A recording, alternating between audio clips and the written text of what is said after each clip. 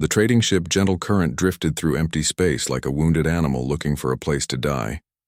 Captain Una pressed her crystalline hand against the cold metal wall of her bridge and felt the vibrations that should not be there. The ship was falling apart around them, and there was nothing she could do to stop it. Smoke filled the corridors where her crew worked desperately to fix systems that could not be fixed. The Ravak attack had been swift and brutal. 5 military ships had dropped out of faster-than-light travel right on top of them without warning. The Velkari had no weapons and no shields that could stop such an assault. They were traitors and diplomats, not warriors. Una walked slowly around her bridge and looked at the faces of her crew. They were all trying to stay calm, but she could see the fear in their large eyes. Communications Officer Kale worked at his station with quick, nervous movements. His fingers danced over controls that sparked and smoked. Engineer Torin crawled under her console, trying to reroute power from systems that no longer existed. Medical Officer Vara kept checking her scanner and shaking her head. The numbers were simple and terrible. 63 souls aboard the Gentle Current. 47 crew members and 16 passengers, including 3 families with young ones. The ship had taken direct hits to the atmospheric processing center and the life support systems. Toxic gases were slowly filling the ship, while the air they needed to breathe leaked out through cracks in the hull. Una knew they had maybe 12 hours before everyone aboard would be dead.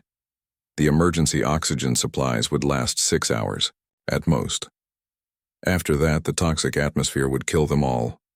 She had sent emergency repair teams to try to seal the breaches, but the damage was too severe. They needed a shipyard and skilled engineers, and time they did not have.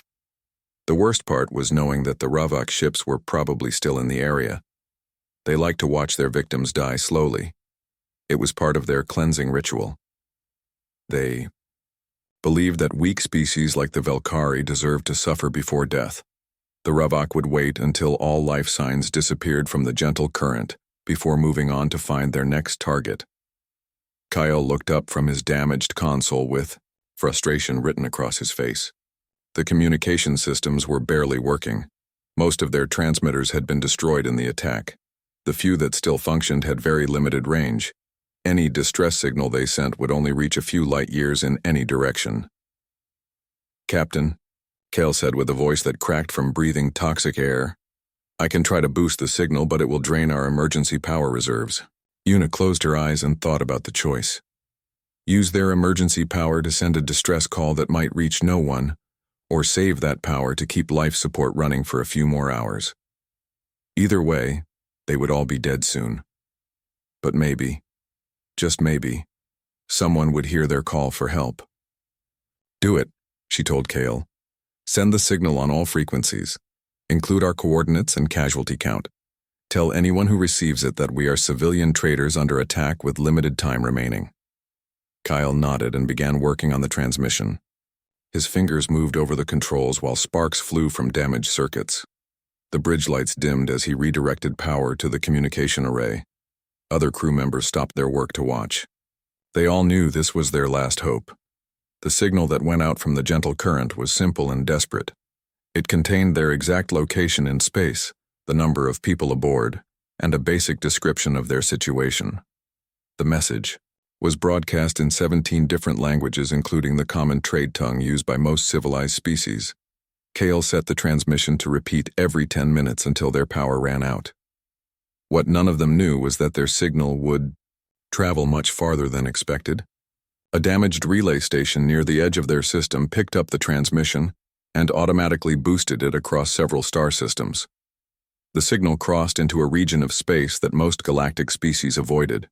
A zone marked with warning, beacons and dire warnings about the dangerous species that lived there. The humans had been quarantined to their own sector of space for good reason. Every species in the galaxy had heard the stories. Humans came from a world so harsh and deadly that it had shaped them into something frightening. They could survive in environments that would kill most other life forms. They fought wars with a level of violence that made even the Ravak nervous. The Galactic Council had decided long ago that humans were too dangerous to interact with civilized society.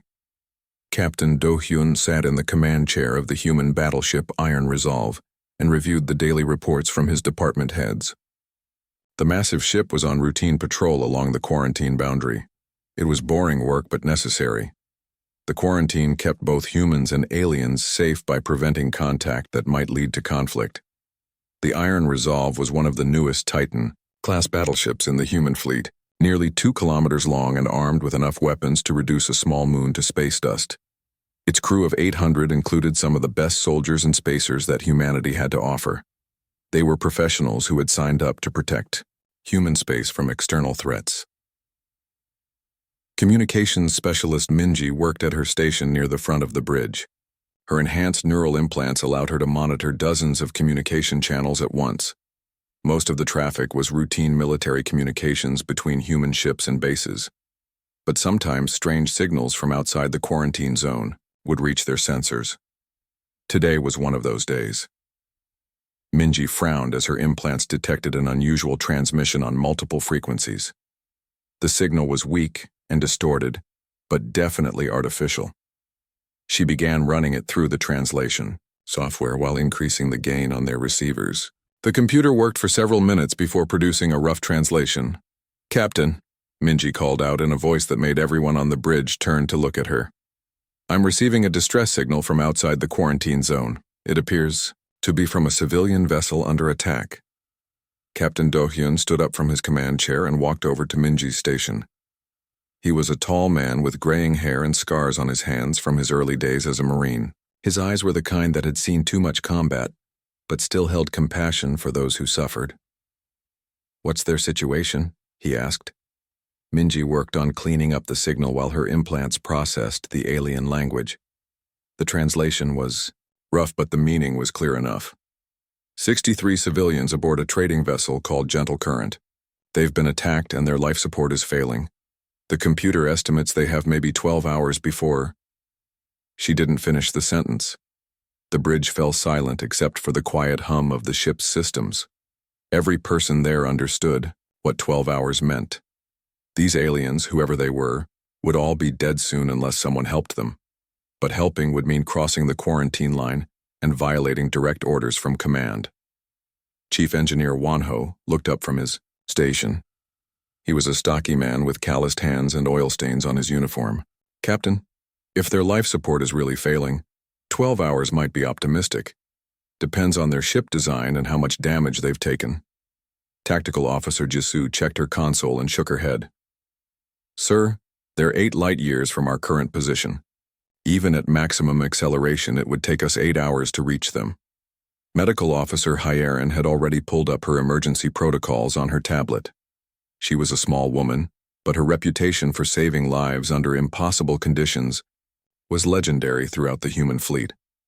"If we can get there in time, I can treat atmospheric poisoning and trauma injuries. But every minute we delay means more casualties." Navigator Tae-hyung ran the calculations on his computer and looked up with concern. "Captain, reaching their position would put us deep inside alien territory. We'd be completely cut off from support if something goes wrong." Captain Do-hyun stood in the center of his bridge and looked at the faces of his crew. These were good people who had sworn an oath to protect the innocent. The regulations said they should not cross the quarantine line. The smart thing would be to report the signal to command and let someone else make the decision. But by the time orders came back, these aliens would all be dead. "Minji, can you send a response?" he asked. "Yes, sir, but the signal will be rough. Their receivers are damaged. Tell them help is coming. Give them our estimated time of arrival and tell them to hold on." Minji nodded and began composing the message. Her fingers flew over the controls as she worked to boost their transmission power. The response that went out was simple, but it carried hope across the void of space. "Gentle Current, this is Captain Do-hyun of the human vessel Iron Resolve. We have received your distress call and are coming to assist. Estimated arrival in 8 hours. Hold on. We're coming to get you." Captain Do-hyun turned to his navigator. "Tae-hyung, plot a course for their coordinates. Maximum burn." "Aye, sir." Course plotted. "All hands, this is the captain. We have received a distress call from a civilian vessel with 63 souls aboard. We are crossing the quarantine line to render assistance. All departments prepare for emergency rescue operations. We launch in 5 minutes." The iron resolve turned toward the coordinates of the dying alien ship and began to accelerate. Behind them, the quarantine beacons grew. The iron resolve cut through space at speeds that would have terrified most galactic species.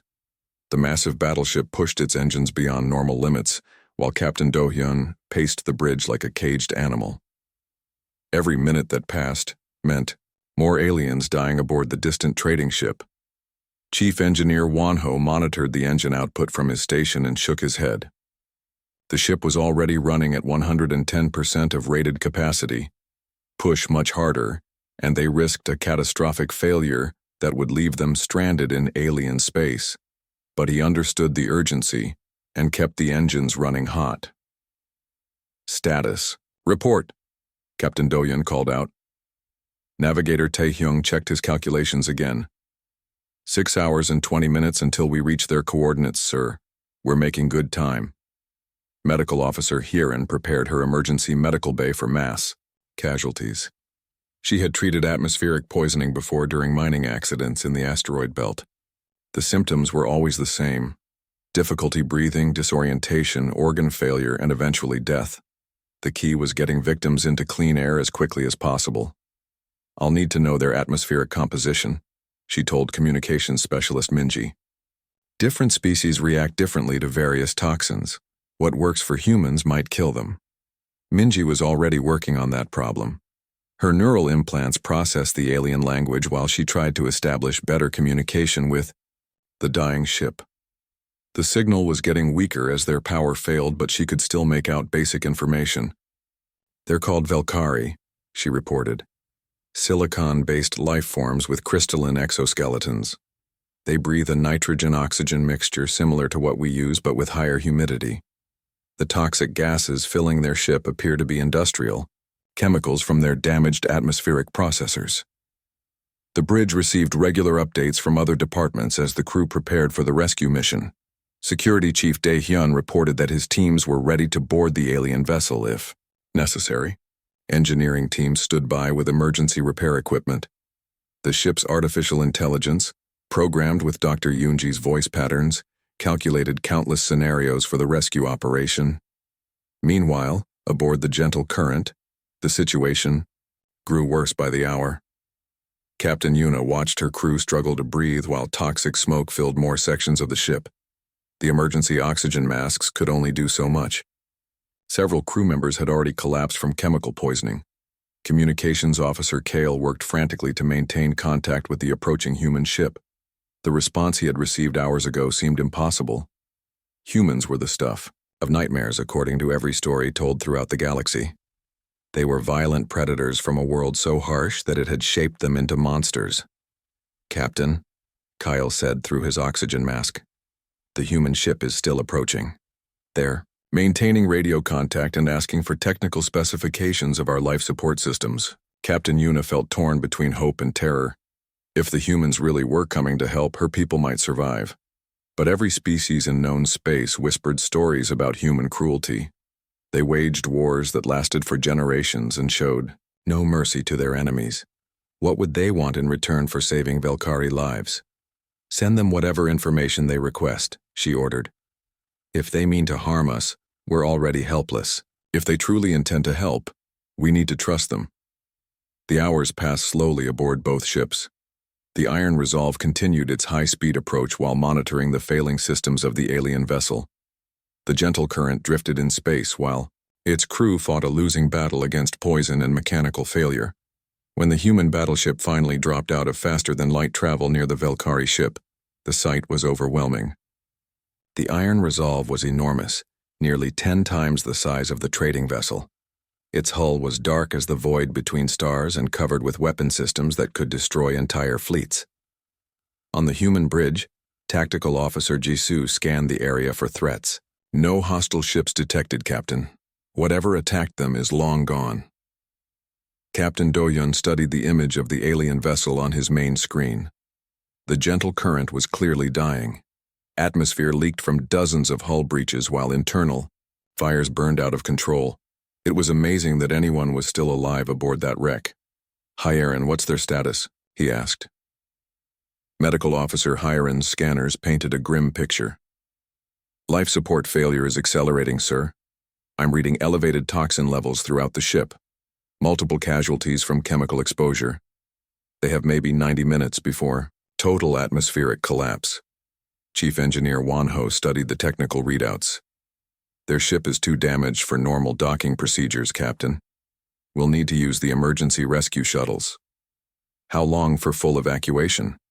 63 people? If we use all available shuttles and work fast, maybe 40 minutes, but that's cutting it close. Captain Do-hyun made his decision quickly. Launch all rescue shuttles immediately. Medical teams to provide emergency treatment.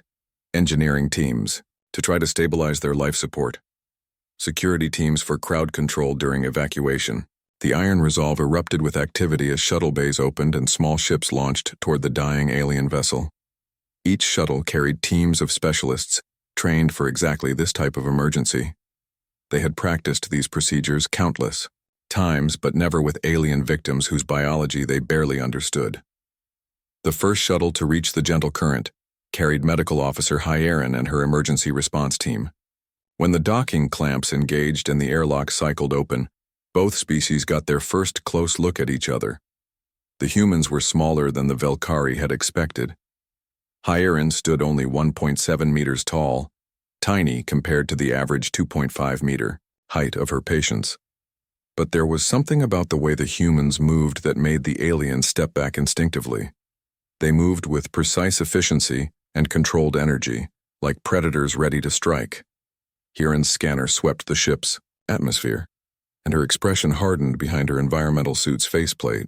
The readings were worse than she had feared. Atmospheric toxicity at 70% and climbing, she reported to her team. We need to move fast or we're going to lose people. To the Velkari, she spoke through her suit's universal translator. The device struggled with their language but managed basic communication. I am Chief Medical Officer Hyerin. We are here to help you. How many wounded do you have? Captain Yuna, struggling to breathe through her emergency mask, managed to respond. 12 serious injuries from the attack. The rest are suffering from atmospheric poisoning. Hyerin's team moved with practiced efficiency that amazed the aliens. Medic Junho quickly sorted the wounded into treatment priorities while Medic Sujin began distributing portable oxygen supplies. They had dealt with toxic environments before during industrial accidents and mining disasters. This was just another emergency to be solved with skill and determination. The second shuttle to dock carried Chief Engineer Wanho and his repair teams. These humans did something that shocked the Velkari even more than their medical efficiency. They entered the most damaged sections of the ship without environmental suits, breathing the toxic atmosphere that was killing the aliens. Their atmospheric processors are completely destroyed, Wanho reported to the Iron Resolve while working in a smoke-filled corridor. But I can jury-rig a temporary fix using our emergency supplies. Give me 30 minutes. The human engineers worked with tools and techniques that seemed like magic to the watching aliens. They rerouted power through backup systems that the Velkari didn't even know existed. They sealed hull breaches with patches that bonded at the molecular level. They bypassed damaged circuits with portable computers that were more advanced than anything in Velkari technology. Most impressive of all, they did this work while breathing air that would have killed them within minutes if they had been normal humans. But these were not normal humans. They had been enhanced with genetic modifications and cybernetic implants that allowed them to survive in environments that would be lethal to most species. Back aboard the Iron Resolve, Captain Do-hyun received an urgent communication from Human Colonial Defense Force Headquarters. Admiral Sujin's face appeared on his personal screen with an expression of barely controlled anger. Captain Do-hyun, you are operating outside your authorized patrol zone. Return to the quarantine line immediately. Negative, Admiral. We have 63 civilians in immediate danger of death. Evacuation operations are in progress. Captain, this could have serious diplomatic implications. The Galactic Council has made it clear that humans are not to interact with other species without prior authorization. The Galactic Council can file a complaint after we finish saving these people, Do-hyun replied with steel in his voice. I will not abandon civilians to die while we debate paperwork. Admiral Sujin's expression softened slightly. She had served with Do-hyun during the Centauri conflict and knew he was a good officer with strong moral principles. But she also understood the political realities they faced. "Captain, I'm ordering you to complete your current rescue mission and then return immediately for debriefing." "Understood, Admiral." Do-hyun out. The transmission ended just as Navigator Tae-hyung looked up from his console with alarm. "Captain." The first human shuttle to dock with the gentle current brought more than just medical supplies and rescue equipment. It carried the first real contact between humans and another galactic species, and both sides were learning things that would change their understanding of the universe. Chief Medical Officer Hyerin stepped through the airlock into a world of crystalline beings who towered over her but moved with the grace of creatures made from living glass. The Valkyrie crew members. She met had skin that reflected light in rainbow patterns and eyes like faceted gems. They were beautiful in a way that no human artist had ever imagined, but beauty could not hide the fact that they were dying. Hyerin's medical scanner showed toxin levels that would have killed most humans within minutes. The Valkyrie were tougher than they looked, but their silicon-based biology was struggling against industrial chemicals that had never been meant for living beings to breathe. "Medical teams deploy emergency oxygen stations throughout the ship," she ordered while examining the nearest Valkyrie casualty. "Set up triage areas in the least contaminated sections. I want atmospheric readings every 5 minutes." The human medics moved through the alien ship with practiced efficiency that amazed their hosts. Medic Junho carried portable life support equipment that seemed impossibly advanced to Valkyrie eyes. His scanner could analyze alien biology in real time and suggest treatment protocols for species that humans had never encountered before. Medic Sujin worked on sealing the worst atmospheric leaks, using patches that bonded at the molecular level. Her tools were designed for emergency repairs in space and worked just as well on alien technology. Every hull breach she sealed bought the Valkyrie precious additional minutes of life. But it was Hyerin herself who provided the biggest shock to the watching aliens. When she encountered a Valkyrie crew member who had collapsed from severe chemical poisoning, she did something that no other species would have attempted. She removed her environmental suit's helmet and began breathing the toxic atmosphere while treating her patient. Captain Yuna watched in amazement as the small human worked calmly in air that should have killed her within minutes. "How is this possible?" she asked through her oxygen mask. "The atmospheric toxicity would be lethal to any species we know." Hyerin looked up from her patient while checking vital signs. "Humans come from a world where the atmosphere tries to kill us on a regular basis," she explained. "Volcanic gases, industrial pollution, chemical spills. We've adapted to survive in conditions that most species would consider impossible." The truth was more complex than Hyerin admitted. The human medics aboard the Iron Resolve had been enhanced with genetic modifications that allowed them to process toxins at accelerated rates. Their cybernetic implants filtered dangerous chemicals from their bloodstream, while their modified organs repaired damage faster than it could accumulate. But to the Valkyrie, watching humans work in their poisoned ship was like witnessing miracles. These creatures from the quarantine zone were not the monsters that galactic legends described. They were healers who risked their own lives to save strangers from another species. On the second shuttle, Chief Engineer Wanho and his repair teams were performing their own form of magic. The humans examined the damaged Valkyrie systems with tools that seemed impossibly advanced. Their portable computers could interface with alien technology and understand its function within minutes. "The atmospheric processors are beyond repair," Wanho reported while crawling through a damaged maintenance shaft. "But I can bypass the damaged sections and create a temporary life support system using our emergency equipment." Engineer Kyung-soo worked alongside him with molecular welding tools that sealed metal at the atomic level. Their repair techniques were designed for emergency situations where lives depended on getting complex systems working again quickly. The fact that this was alien technology just meant they had to be more creative than usual. The most impressive part was watching humans work in areas of the ship where the Valkyrie could no longer survive. Wanho and his team entered sections filled with industrial chemicals that would have dissolved most organic life forms. Their enhanced physiology allowed them to tolerate environments that were lethal to normal biology. "How do they do that?" asked Engineer Torin while watching the humans work in what should have been a death trap. No species can survive direct exposure to those chemicals. Captain Yuna had no answer. The humans were rewriting everything she thought she knew about the limits of biological life. These creatures could apparently survive anywhere and accomplish the impossible as a matter of routine. But the real revelation came when the humans began upgrading Velkari systems instead of just repairing them. Wanho installed emergency medical equipment that was more advanced than anything in the Velkari database. His team added backup power systems that were smaller and more efficient than the ship's original equipment. "Why are you doing this?" Captain Yuna asked when she found Wanho, installing an advanced air filtration system that would prevent future atmospheric contamination. "You have already saved our lives. Why give us technology that is clearly superior to our own?" Wanho paused in his work and looked at the crystalline alien with genuine confusion. "Because it's the right thing to do," he said simply. "Your people were in danger and we could help. That's all the reason we need." The concept was alien to Captain Yuna in ways that had nothing to do with biology.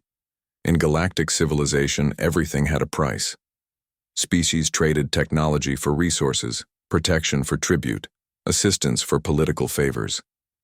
But these humans seemed to expect nothing in return for risking their lives and sharing advanced technology. Back aboard the Iron Resolve, Captain Do-hyun monitored the rescue operation while preparing for the approaching Ravok fleet. The enemy ships were only minutes away and the evacuation was far from complete. His crew would have to fight while protecting both the alien ship and the rescue shuttles. "Status report," he called out. Medical Officer Hyeron's voice came through, the communication system from aboard the Gentle Current. "We have stabilized the most critical patients, but full evacuation will take at least another 30 minutes. The ship's life support is barely holding together." Chief Engineer Wanho added his own report. "I've got their atmospheric systems working temporarily, but the whole ship is held together with emergency patches. Moving the wounded is going to be tricky." Navigator Tai-hyung looked up from his display with grim news. "Ravok fleet will arrive in 6 minutes, sir. 5 heavy cruisers in standard attack formation." Tactical Officer Jisoo was already targeting the approaching ships. "All weapon systems ready, Captain. I've programmed firing solutions to disable their primary systems, while minimizing the risk to our shuttles." Captain Do-hyun made his decision. "Launch additional shuttles to speed up the evacuation. Signal the Ravok fleet and demand they withdraw from this system. If they refuse, we engage." The communication that went out to the approaching Ravok ships was brief and direct. Captain Do-hyun's message was transmitted in their own language with perfect translation. "Ravok vessels, this is Captain Do-hyun of the Human Colonial Defense Force. You are interfering with a humanitarian rescue operation. Withdraw immediately or face the consequences." The response came back quickly from the lead Ravok ship. Supreme Commander Vorthak's image appeared on the main screen, his reptilian features twisted with arrogance and amusement. Behind him, the bridge of his cruiser was decorated with trophies taken from previous victims. "Unknown aliens, you are interfering with a lawful cleansing operation," Vorthak declared. "The Velkari are a weak species that deserves extinction. Stand aside and we will allow you to depart unharmed." Captain Do-hyun's expression never changed. "Counteroffer, Commander. You have 60 seconds to begin withdrawal, or I will demonstrate why the Galactic Council keeps my species quarantined." The transmission ended, leaving Vorthak staring at a blank screen. Around him, his crew exchanged nervous glances. The alien captain's confidence was unsettling. No species faced 5-to-1 odds with such calm assurance unless they had good reason to believe they could win. "Sir," reported his tactical officer, "the unknown vessel is massive. Energy signatures unlike anything in our database. Those weapon ports, what about them?" "There are hundreds, sir. Maybe thousands. I've never seen a ship with so many weapon systems mounted on a single hull." Vorthak's confidence wavered slightly, but his pride would not let him back down. The Ravok Dominion had built its reputation on overwhelming force and brutal efficiency. They had never retreated from inferior numbers, and he would not be the first. "Commander, to show weakness. All ships attack formation," he ordered. "Primary targets are their engines and weapons. Show these aliens what happens when they interfere with the Dominion."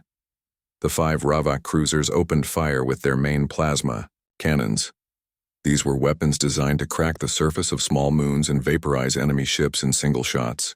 The space around the Iron Resolve lit up with destructive energy that would have destroyed entire fleets.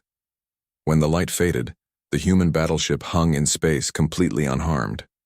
Its shields had absorbed the entire attack without even flickering. The energy that should have vaporized it had simply disappeared into defensive systems that operated on principles the Ravak could not. The silence that followed the destruction of the Ravak fleet was more terrifying than the sound of weapons fire had been.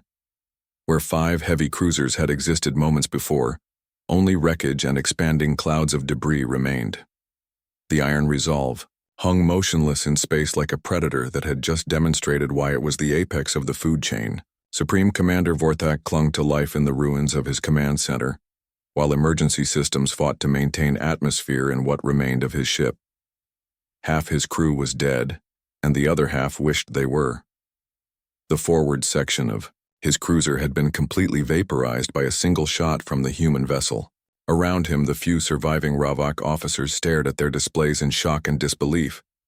Their sensors could barely comprehend what they had witnessed. The human ship had fired dozens of different weapon types simultaneously with precision that seemed impossible.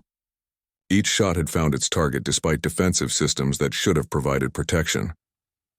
Status report. Vorthak managed to wheeze through damaged breathing apparatus. His tactical officer, bleeding from multiple wounds, struggled to read his damaged console. Main engines destroyed, sir. Weapon systems completely offline. Life support failing throughout the ship. We have maybe 20 minutes of air remaining. The other ships in the fleet were in similar or worse condition. 2 had been completely destroyed with no survivors. 1 drifted powerless with massive hull breaches that leaked atmosphere into space. The 4th ship had lost its entire command section and was operating on backup systems with a skeleton crew. Vorthak tried to understand what had gone wrong. The Ravak Dominion had conquered dozens of species over the centuries. Their ships were among the most powerful in known space. Their weapons could destroy enemy fleets, and their armor could withstand incredible punishment. How had a single alien vessel defeated them so easily? The answer came when his sensors detected movement from the human ship. Instead of finishing off the crippled Ravak vessels, the Iron Resolve was launching small craft toward the wreckage. These were not missiles or attack ships. They were rescue shuttles coming to save the lives of their defeated enemies. Sir, his communications officer reported with confusion in his voice. We're receiving a transmission from the human vessel. They're offering medical assistance. Vorthak stared at the officer as if he had spoken in an unknown language. Medical assistance? For the crew that had just tried to kill them? It made no sense according to everything the Ravak knew about warfare and conquest. The transmission that came through was in perfect Ravak language with no trace of accent or translation errors. Ravak vessels, this is Captain Do-hyun of the Iron Resolve. We are dispatching medical teams to treat your wounded. Do not attempt to resist, or you will be disabled permanently. It was not a request. It was a statement of fact delivered with the calm confidence of someone who held absolute power over the situation. The humans were going to save Ravak lives whether the Ravak wanted to be saved or not. Vorthak found himself in a situation that no Ravak commander had ever faced. His fleet was destroyed, his crew was dying, and his enemies were offering help instead of demanding surrender. Every instinct told him to refuse and die with honor rather than accept aid from aliens. But the groans of his wounded crew made the decision for him. We accept your assistance, he transmitted back, hating himself for the weakness but unable to watch his people die when help was available. The human medical teams that boarded the damaged Ravak ships moved with the same professional efficiency they had shown aboard the Velkari vessel. They treated enemy wounded with the same care they would have given their own people. Medic Junho worked to stabilize Ravak officers who had been trying to kill him minutes earlier, but there were differences in how the humans dealt with their former enemies. Security teams accompanied every medical unit and made it clear that any aggressive action would be met with immediate force. The Ravak were patients now, not prisoners, but they were patients under guard. Chief Medical Officer Hiran boarded Vorthak's ship personally to assess the most seriously wounded. She found the Ravak commander trapped under debris in his ruined command center, his reptilian body broken but his eyes still burning with defiant pride. "I am Chief Medical Officer Hiren," she told him while scanning his injuries. "You have internal bleeding and several broken bones. I can treat your wounds, but you need to stop moving or you'll make them worse." Vorthak stared at the small human who was calmly preparing to save his life. "Why?" he asked. "We tried to kill you. We would have shown no mercy if our positions were reversed. Why do you help us?" Hiren paused in her work and looked directly into his eyes. "Because that's what separates us from you," she said simply. "We don't kill the helpless, and we don't abandon the wounded, even when they're our enemies." While medical teams worked to save Ravak lives, the evacuation of the Velkari ship continued without interruption. The destruction of the enemy fleet had eliminated the immediate threat, but Chief Engineer Wanho was not satisfied with temporary repairs. He wanted to make sure the gentle current could reach a proper shipyard for permanent fixes. "Captain Yuna," he called out while installing an upgraded power distribution system, "your ship will be able to maintain life support for weeks now instead of hours. But you still need major structural repairs. Where's the nearest Velkari facility?" Captain Yuna consulted her navigation computer, still amazed that she was having casual conversation with a human engineer. "The Kolar shipyards are 8 days away at our maximum speed, but we cannot afford the repair costs. Our trade mission was not profitable and we have no resources to pay for extensive work." Wanho looked up from his tools with surprise. "Payment? You don't pay for emergency repairs when lives are at stake. We'll escort you to the shipyards and make sure you get what you need." The concept was so alien to Captain Yuna that she struggled to understand it. In galactic civilization, everything had a price and nothing was given freely. Species that could not pay for services went without, even if it meant death. But these humans seemed to operate by completely different rules. "I don't understand," she admitted. "What do you want in return for this assistance?" Wanho shrugged and went back to his work. "Nothing. You were in trouble and we helped. That's what people do for each other." Aboard the Iron Resolve, Captain Do-hyun dealt with the political consequences of his actions.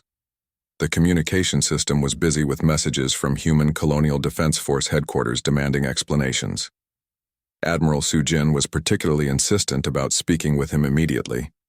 "Captain Do-hyun," her image appeared on his private screen with an expression of controlled fury. "You have potentially started an interstellar war. The Ravak Dominion will demand compensation for their destroyed ships. The Ravak attacked civilians, and then tried to finish the job when we intervened," Do-hyun replied calmly. "If they want to escalate this into a larger conflict, they're welcome to try. Captain, you destroyed an entire enemy fleet with a single ship. Do you understand the implications? Every species in the galaxy is going to want to know how we did it. Our strategic advantages could be compromised." Do-hyun looked out at the wreckage of the Ravak ships where human medical teams worked to save enemy lives. "Our strategic advantage isn't our weapons, Admiral. It's our willingness to use them only when necessary, and only to protect the innocent." The conversation was interrupted by a priority alert from communications specialist Minji. "Captain, we're receiving multiple transmissions from various galactic species. Word of the engagement is spreading rapidly. Captain Do-hyun authorized the communications to be put through to his ready room where he could deal with them privately." What he found was a flood of messages from species throughout the galaxy. Some were diplomatic inquiries about human intentions. Others were requests for protection from various threats. A few were outright panic about the implications of human military capabilities. But the most significant message came from the Velkari Republic government. President Kimar appeared on screen with an expression of gratitude mixed with awe. "Captain Do-hyun, on behalf of the Velkari people, I thank you for saving the lives of our citizens. Your actions have prevented a tragedy and demonstrated that the stories about human brutality are false. We would like to formally request diplomatic relations with humanity." It was the first time in galactic history that a species had specifically requested contact with humans. Every other civilization had been content to maintain the quarantine and keep the dangerous Deathworlders isolated. But the Velkari had seen humans fight, and realized that their power was used to protect rather than conquer. Captain Do-hyun accepted the request for diplomatic contact and agreed to escort the gentle current to Valkyrie space for proper repairs. The Iron Resolve would serve as an unofficial ambassador, while higher levels of government worked out the formal details. But first, there was the matter of the surviving Ravak crews. International law required that prisoners of war be treated humanely and repatriated when possible. The humans had no interest in keeping Ravak prisoners, but they also could not allow them to return home with detailed information about human capabilities. The solution was typically human in its directness. News of the Iron Resolve's engagement with the Ravak fleet spread through galactic civilization faster than light itself. Within hours, every major government had received reports of a single human ship destroying an entire enemy squadron while conducting a humanitarian rescue. The implications sent shockwaves through the halls of power on 1,000 worlds. On the Galactic Council station orbiting the neutral world of Centauri Prime, emergency sessions convened around the clock. Representatives from dozens of species gathered to debate what humanity's revelation meant for the established order. The quarantine that had contained the Deathworlders for generations was clearly no longer sufficient. Councillor Vex of the Altarian Federation stood before the assembly with fear evident in his synthesized voice. My fellow representatives, we have gravely underestimated the human threat. A single ship destroyed 5 Ravak cruisers in less than 30 seconds. If they have been hiding this level of military capability, what else might they be concealing? Ambassador Keth of the Centauran. Union disagreed with visible agitation. The humans did not attack unprovoked. They responded to a civilian distress call and defended innocent lives. This is not the behavior of conquerors but of protectors. The debate continued for hours with no clear resolution. Some species wanted to strengthen the quarantine and increase military preparations against potential human expansion. Others argued for immediate diplomatic contact to prevent misunderstandings that might lead to war.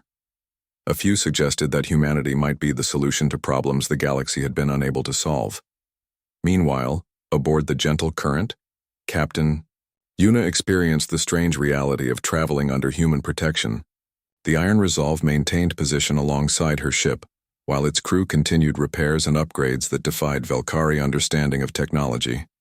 Chief Engineer Wanho had not only restored the trading vessel to full function, but had improved it beyond its original specifications. The atmospheric processors now worked more efficiently than when the ship was new. The navigation computer had been upgraded with human software that could calculate faster than light jumps, with impossible precision. Even the food preparation systems had been enhanced to provide better nutrition for the crew. I still don't understand why you're doing this, Captain Yuna told Wanho as he calibrated the ship's new defensive systems. You have already saved our lives and defeated our enemies. Why continue to help us? Wanho looked up from his work with the patient expression of someone who had been asked this question many times. Captain, your people were in trouble and we were able to help. That's all the reason we need. Besides, it's good practice for our engineers to work with different technologies. The casual way he dismissed such generosity continued to amaze the Valkyrie crew. In their experience, advanced species used their superior technology to dominate others. They demanded tribute, forced unequal trade agreements, or simply took what they wanted by force. But these humans seemed genuinely motivated by a desire to help. Dr. Hyerin had established a temporary medical station aboard the Gentle Current to monitor the Valkyrie crew for lingering effects of atmospheric poisoning. Her treatment methods were far more advanced than anything in Valkyrie medicine, but she shared her knowledge freely with their medical staff. Your cellular repair techniques are remarkable, said Dr. Nala, the ship's medical officer, while watching Hyerin demonstrate a healing device that accelerated tissue regeneration. We have nothing like this in our medical databases. The technology is based on research into human healing factors, Hyerin explained, while treating a crew member who had suffered lung damage from chemical exposure. Humans have unusually robust repair mechanisms compared to most species. We learned to enhance and direct those processes artificially. Dr. Nala studied the readings from Hiron's medical scanner with fascination. These healing rates are impossible according to our biological models. How do humans survive injuries that would be fatal to other species? We come from a world that tries to kill us on a regular basis, Hiron replied matter-of-factly.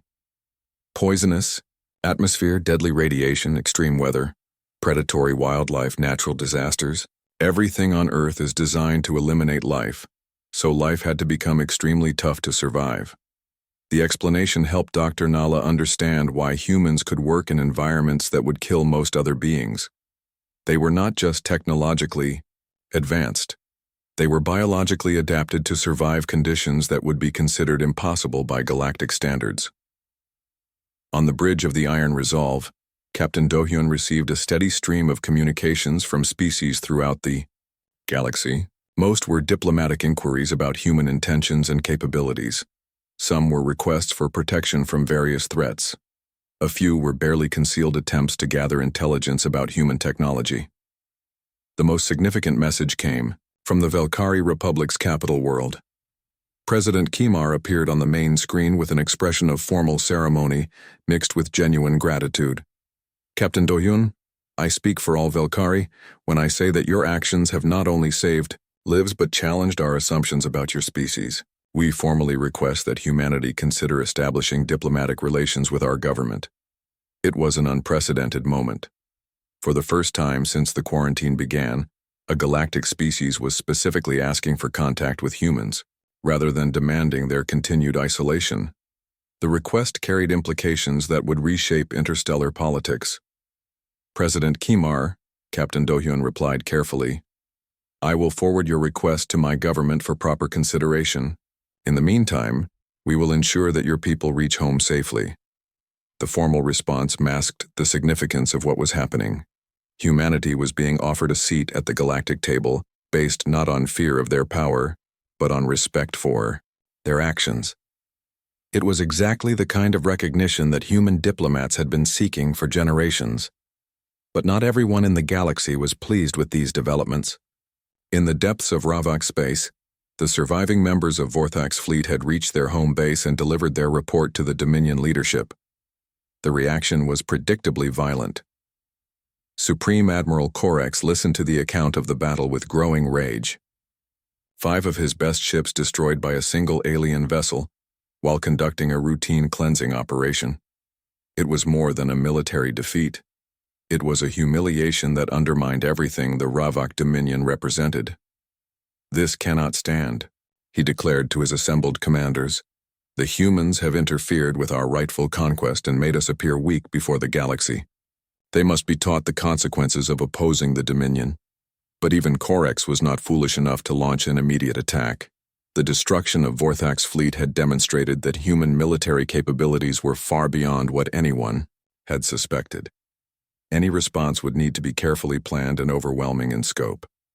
Plans began forming for a massive assault that would bring hundreds of Ravok ships against human space. But first they needed intelligence about human defenses and the location of their major bases. The attack would have to wait until they could ensure victory. Meanwhile, the Iron Resolve and its escort reached the Kolar shipyards in Velkari space, without incident.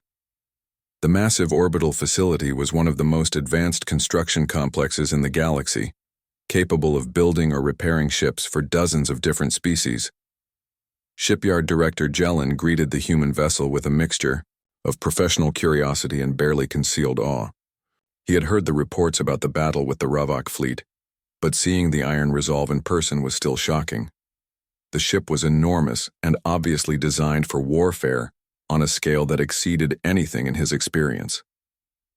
Captain Do-hyun, he transmitted, we are honored to welcome the first human vessel to our facility. How may we assist you? Director Jalen, the gentle current requires extensive repairs after an attack by Ravok forces. We will cover all costs and appreciate your assistance. The offer to pay for Velkari repairs confused the shipyard director.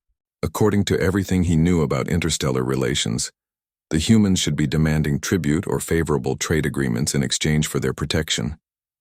Instead, they were offering to pay for services like any ordinary customer. Work began immediately on repairing the damage to the Velkari trading ship.